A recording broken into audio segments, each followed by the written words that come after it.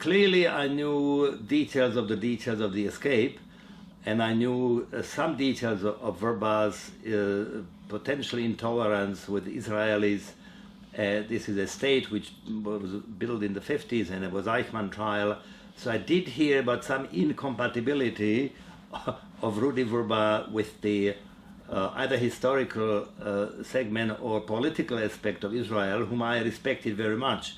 So fast forward, when I met Rudi, I had all of it blended together, but the biggest expectation was the giant of a contributor to Holocaust. So the first impression was that so instantly as we started to talk, it was actually we met in my house, it doesn't matter. We had instantly, Rudi does not lose a single word unnecessarily. So instantly we went into the issues. Either he started or I started, I asked the question, he started, and there was no other, how are you doing, where did you study, how long they have been in Vancouver. Instantly we went into the issues. So that's number one.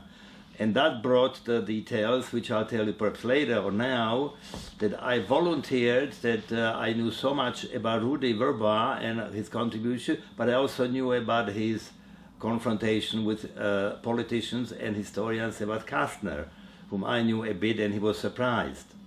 But if you ask me this particular question, Rudi Vrba was so much black and white about the right and wrong, and Kasztner was one of the examples which would be perhaps the most cataclysmic, most important issue for Vrba, because Kasztner basically, Kasztner's story you probably know, he saved, at the end, he saved 1,600 people in the train, although initial negotiation were for 1 or 2 million.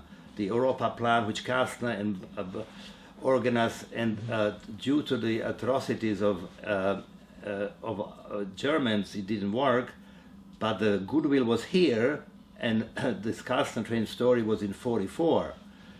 And Vrba and more militant individuals accused Kasztner of not being able to save more, not being able to warn more.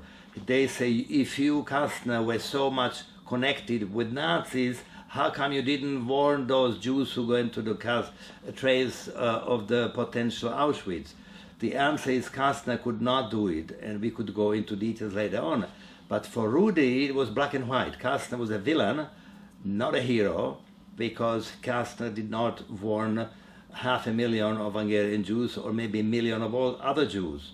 Fast forward, this was his problem in Israel, because in Israel he accused not only Kasztner, I don't know if you knew that, he also accused Ben Gurion and Weizmann, who were the politicians running Israel.